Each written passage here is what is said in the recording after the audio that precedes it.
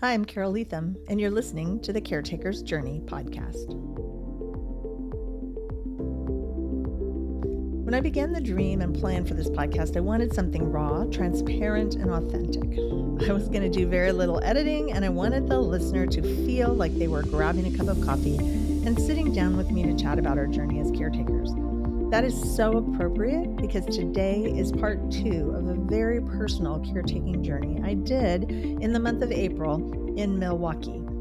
It's so appropriate these episodes also lead up to this weekend, which is Mother's Day on Sunday, because my caretaking journey for the month of April was caring for my mom. So I hope you'll grab a cup of your favorite hot beverage, mine is coffee, and join me for part 2 of a meaningful conversation about my month of caretaking for my mom in Milwaukee. In today's episode, we're going to tackle 2 really hard topics. I encountered both of these while I was caring for my mom in Milwaukee. The first one is, how do we make hard decisions? And I was faced with hard decision after hard decision after hard decision. And I'll share with you a few of the things that I did successfully and some that I didn't quite so successfully while I was there. The second thing I found myself dealing with in a very real way was grief. I always thought grief would come following my mom's passing. But what I found when I got to Milwaukee was the grief hit me wave after wave after wave. And so we're going to talk about how that grief showed up and how I dealt with it for the month that I was there. So first, let's talk about making decisions. How do you make those decisions when a loved one can no longer care for themselves? We moved my mom to Milwaukee in October a year and a half ago. She moved into an apartment complex that had an option for assisted living. And it was very quickly understood by both my sister and I, who were kind of handling this move, that my mom needed desperately to be on assisted living. But at that point, she had just given up her car. She'd just given up her apartment that she'd lived in for several years in Virginia. She was moving into an apartment complex where she was now going to be on a scooter most of the time because she was struggling to walk. She had a concentrator for breathing machine in her apartment that she was hooked up to 24 hours a day. And when she left the apartment, she was going to have these big, bulky e-tanks that she would be hooked up to for breathing. My mom struggles with a disease called pulmonary fibrosis. It had entered into the stage 4, which means she had to have oxygen all the time. So my mom was really, really struggling when we moved her into the apartment complex. And my sister and I really prayed hard, and we talked and tried to figure out over and over how to convince my mom to go on to the assisted living program. Well, and some amazing things God did. She agreed. After a week in the apartment, she agreed to go on to it. And so we've kind of been living in that world for the last over a year. And I've been going in every 8-10 weeks to help and to deal with her apartment, to deal with some financial stuff, to help with doctor's appointments when I could.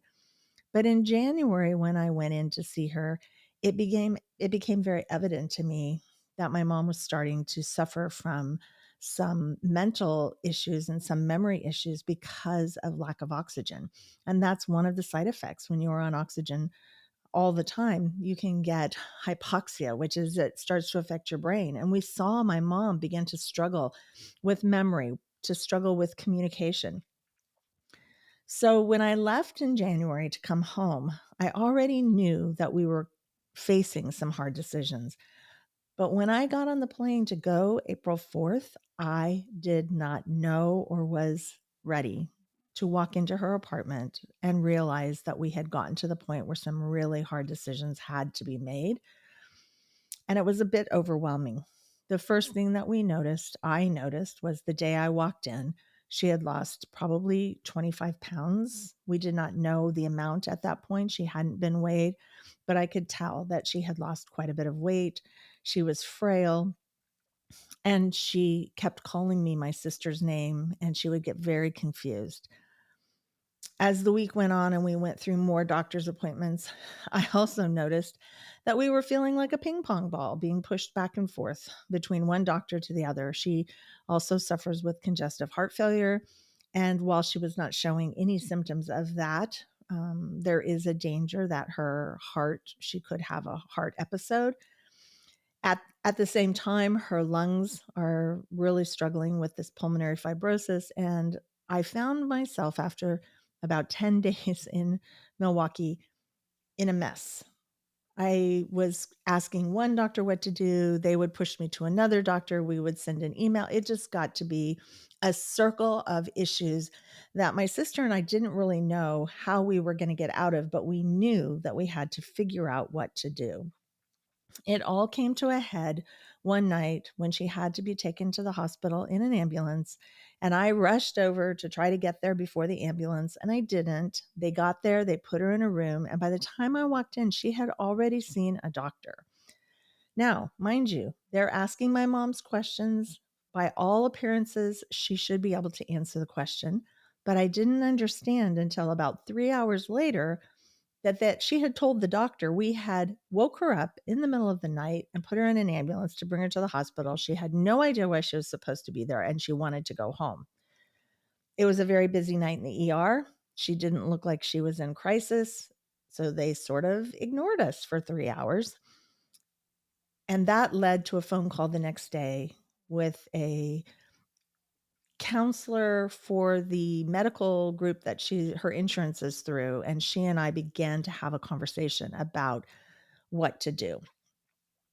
So the first thing that I had to do in making hard decisions with my mom was I had to stop, and I had to stop thinking, stop trying. I had been pushing so hard for answers that the doctors, because they can't give me certain answers and I wasn't asking the right questions, they would send me to a different person. Well, when I finally got to this consultant or this counselor, she kind of coached me through the right questions that I needed to ask.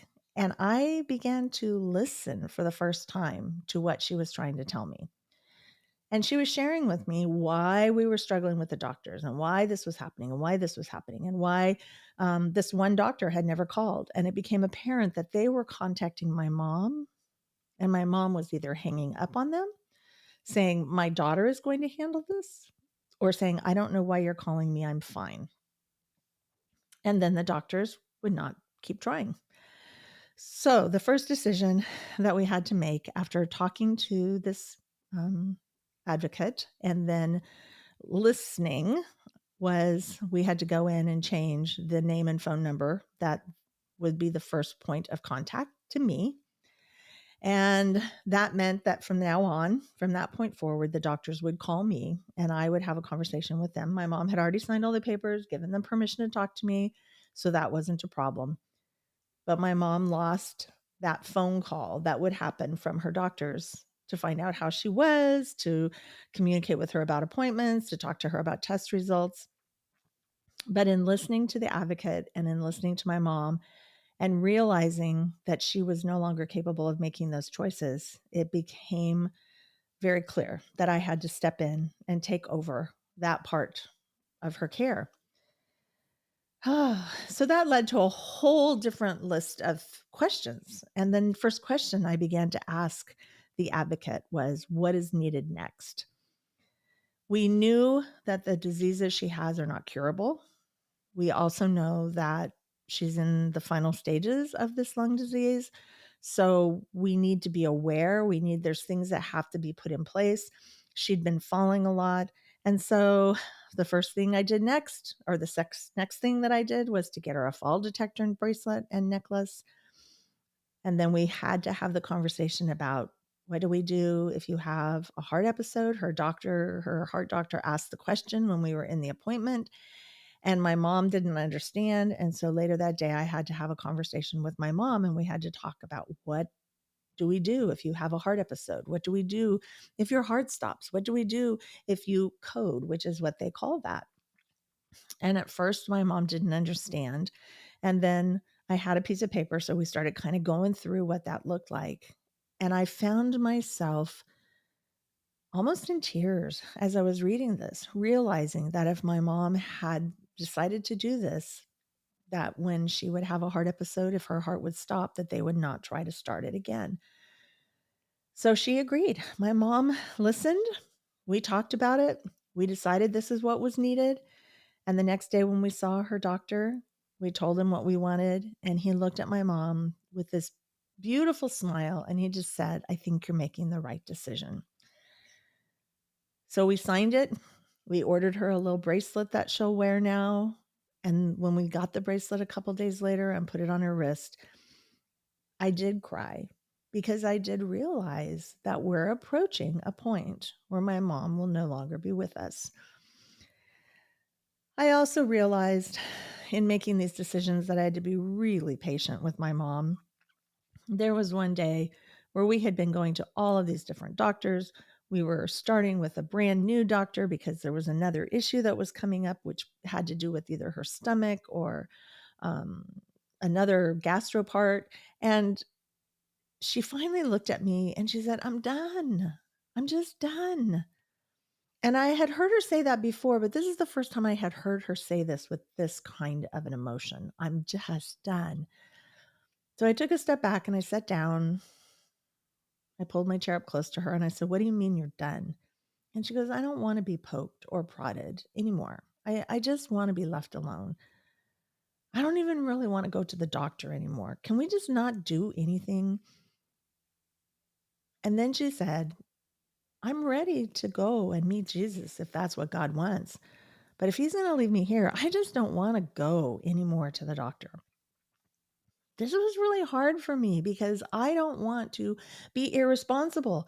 I don't want to just let my mom. I felt like by not taking her to the doctor, by not doing the tests, by not being diligent and asking the questions, I felt like I was not helping her. And in the end, my mom taught me that at this point in her life, she's ready for things to just happen. And that was hard. But as I talked to her more and I talked to my sister, we all agreed she doesn't need this test. She doesn't need that test. And I realized the next day when I took her in for an x-ray and she was so nervous and so tense. And the whole time we were there, she was snapping at me. And when we got done, she said, as I was wheeling her back to the car, oh my gosh, I've been terrified since last night because I thought they were going to knock me out and do that scope. And when I realized all they were doing was an x-ray, I was so relieved. And she said, please don't do the scope. So I had to be patient and I had to listen again to her and I had to understand where she was coming from. And so we agreed. I talked to my sister. We had a conversation. The three of us were together at lunch one day and we all agreed. No more tests, no more new doctors. We've got great doctors to manage what she has. And then the advocate called me and the advocate said to me, I think we're ready for hospice.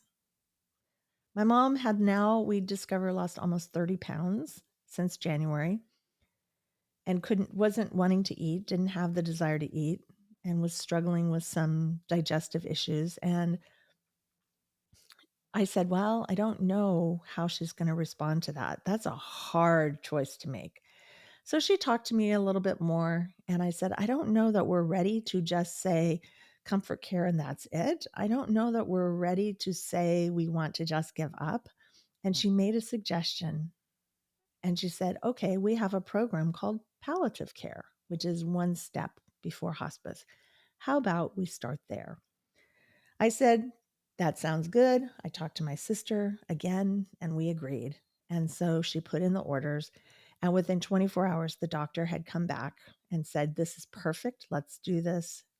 And so my mom will be starting in May, at the end of May, the palliative care program. And what it is going to do is going to bring in a team of one nurse who will see my mom once a week and will address whatever health issues are going on, will help us assess where she's at. Then she will communicate with the nurses at the assisted living nursing program. She'll communicate with them. If they have a question, they can communicate with her.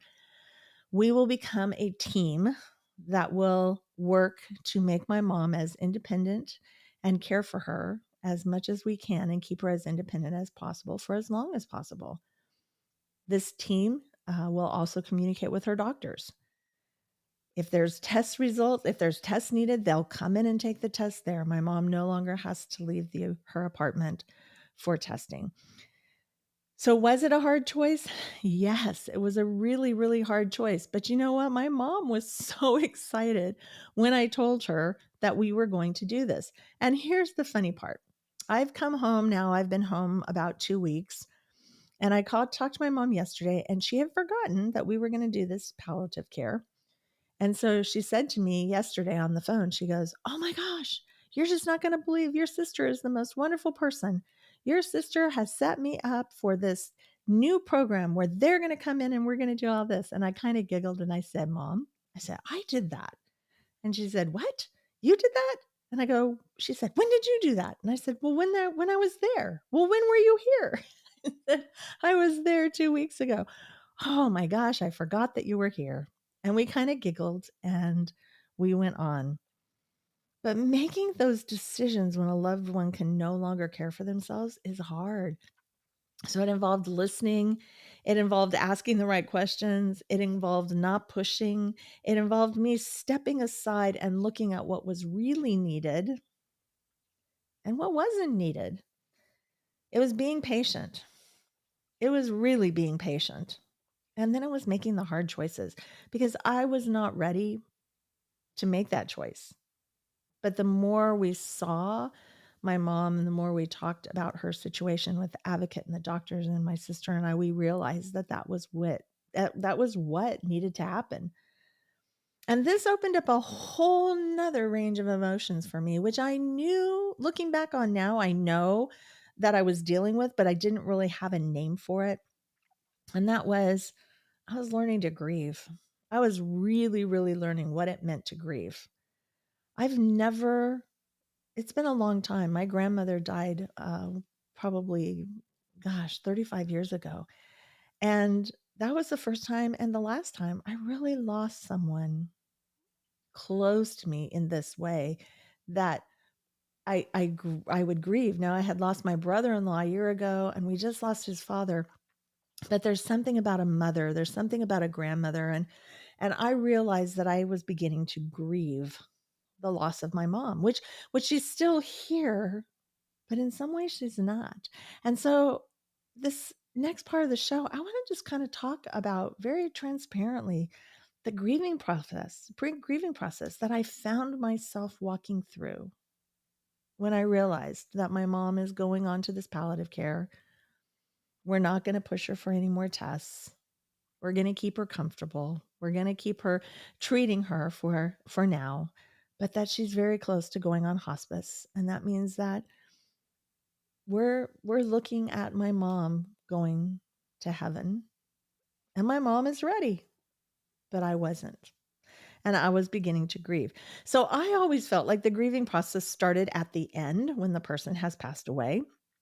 I didn't realize that grief takes on many, many, many different forms, and that we can grieve the loss of a job. We can grieve the loss of a relationship. We can grieve the major changes in a relationship. We can grieve the hard adjustments of making those decisions for our loved one who can't care for themselves anymore. And in learning to grieve, there's two parts of it that really sort of came to the surface. I was grieving what will never be again. I found myself with my mom grieving that my mom is not going to get better. My mom is not going to walk again. She's in a wheelchair the most of the time. She can use her walker to get from her room to the bathroom, but she has to stop every few steps. She's very weak. And when she is in her apartment, she will take her scooter from the living room to the little side room where we keep extra supplies for her because she cannot walk that far, even with her walker. So I began to grieve what was never going to be again. My mom has two brand new great grandbabies that are coming. And unless those grandbabies come to her to visit, she's never going to meet them. She has grandbabies in California that are my sons. She has one that she's never met, a beautiful little girl. And I don't know. We talked one night. My mom and I sat and we had a conversation. And I was crying and I said to her, "I'm really sorry that you're never going to meet my sweet little 2-year-old Shiloh. And my mom, she comforted me in that moment and she said, Carole, I'm going to get to meet her. And not only am I going to get to meet her, I'm going to get to spend eternity with her. And I realized as I began to cry and she began to cry, she said, I understand that it's hard that I don't get to see them, but I'm going to get to see her and meet her eventually. And then she looked at me and she said, and I won't need the wheelchair. And then we're both just sobbing because we realize that there are things that are never going to be. So grieving what will never be, the life that she had. And another time when she was really having a hard time, I just sat down on the floor next to her chair and I said, Mama, what's wrong? And she just looked at me and she was mad. And then she started to cry and she said, I've lost so much. And so I grabbed her hand and I said, yes, you have. She was a fiercely independent person for many, many years. And it is very, very, very difficult for her to be in a position where she no longer, as she says, owns her bank account or her medical records because I have taken over her life. And I could get upset. And in that moment, I just looked at her and I said, well, you're right. And I had to remind her about a conversation that she and my sister had the weekend she moved into her apartment when we were discussing the assisted living that she didn't want. And she's lost so much more independence since that weekend. How we formed a corporation. And she perked up when I said that, when I reminded her of this conversation. And the conversation went like this. We're going to form a corporation called and I said her name of the corporation. And you're going to be the CEO. And I said, as the CEO, you have the final say. But a good CEO puts people around them that can help. And so you have a CFO, which will be me, and you have a CMO, which is the chief medical officer, which will be my sister. And between the three of us, we are going to make up a corporation that will help you. And when I reminded her that night that we had that conversation, she said, oh, yeah, I remember that. And I said, I've had to pick up some extra responsibilities for many, many different reasons. My sister has had to go back to work full time since her husband passed away. So now I'm kind of the CFO and the CMO, but I do everything with my sister. We talk about all of it. And I said to her, sometimes every CFO or CMO has to step up and talk to the major owner of the corporation and talk to them about maybe some changes they need to make. And my mom said, well, I'm not stepping down as the CEO, as the leader of my life. And I said, we're not asking you to, but I'm asking you to lean on us a little bit more. And she agreed. And then the most beautiful thing happened. I got to grab her hand and I said, can I pray for you? And she said, oh, I would love that. And so I got to pray for her. And as I stood up and grabbed her hand, I noticed that she was watching the baseball game. And I was laughing because she loves her San Francisco Giants. She's a California girl at heart. And so I said, well, how about if we mute the TV? Because she had it on and we were listening and watching them play while we were talking. And I'm standing right in front of her and I saw her keep leaning around me to see the score. And I said, well, let's mute it for a minute so I can pray for you. And so I began to pray and I opened my eyes once and she was leaning around looking at the score. But what a beautiful moment of just praying that God would watch over her. And we were both in tears by the time it was over. And we were grieving what will never be. We're also grieving what was lost, the independence. My mom had voiced that she had lost so much of her independence. And it's true. And there is nothing I could say other than you're right, because she's lost almost all of her independence. And so, as we navigate these next few months of palliative care, which will begin at the end of May, and we know that she's still losing weight, we know that she's still not wanting to eat, we have a plan in place. The hardest part for me of the grieving process, and I think the thing that really hit me the hardest was this. My mom asked that after she passes that we would bring her back to California for a service. I looked at my sister. I said, "How does that work?" She said, "I don't know." So I said, "Well, I'll just go talk to the lady at the mortuary," because we had gone there a year ago with my brother-in-law when we were making his final arrangements. I just made an appointment and I went in and saw her. And what first thing she said is, "Oh, you guys will get the friends and family discount." And I went, "That's the friends and family discount I don't want." And I tear up even now as I think about that. But I was happy to get it because when she started to tell me how we could make this work, I realized that what we should do is we should set up the trust with the mortuary and prepay for everything. And basically, we did. I worked with the lady. We had the money in the savings account.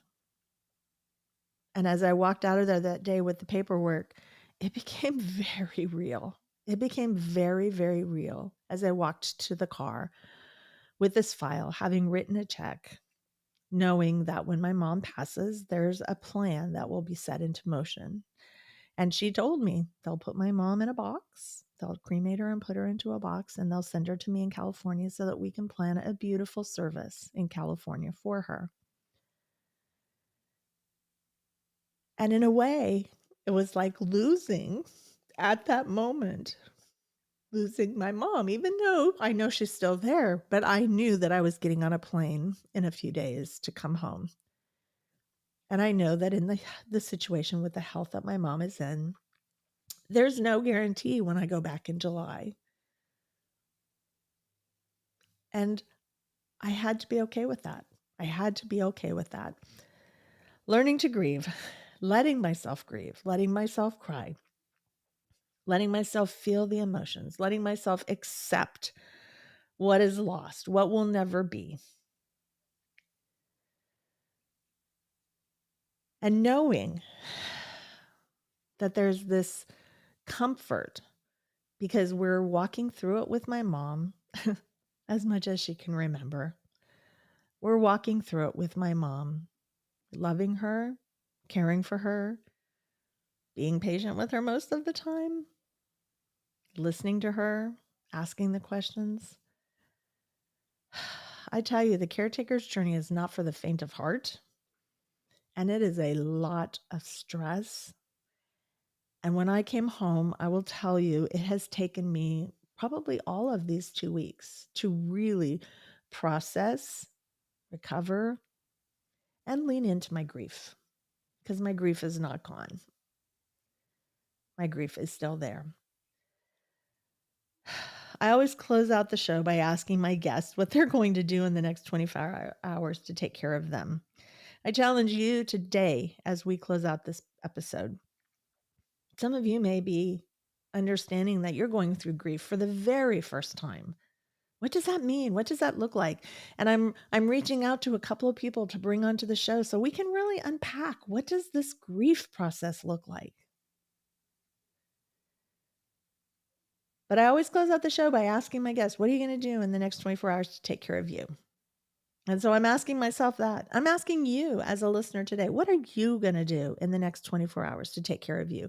If you are in an extremely stressful caretaking situation, I challenge you to find a way to take a break, even if it's for 5 minutes or for 10 minutes.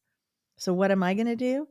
Well, I'm going to go out and make myself an iced coffee, and it's a beautiful sunny afternoon and the breeze is blowing, and I saw a whole bunch of birds building nests in the area of my garden where I have a lot of trees and plants. I'm going to pull my chair into the sunshine, and I'm going to sit down and just enjoy the breeze and the sunshine and look at the birds and watch them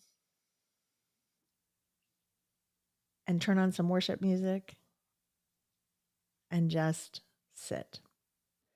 Thank you for joining me as I've shared my very personal story of caregiving. If something that I've shared has been helpful or if you have questions, will you please reach out? My email will be listed in the show notes. If you'd like to know more about my other personal caregiving journey with my husband, the link to my book, Are You Ready to Find Joy When Life Gets Messy, is also in the show notes. Remember to hit follow or subscribe, and I'll be back next week with another episode. And until then, it's all about him.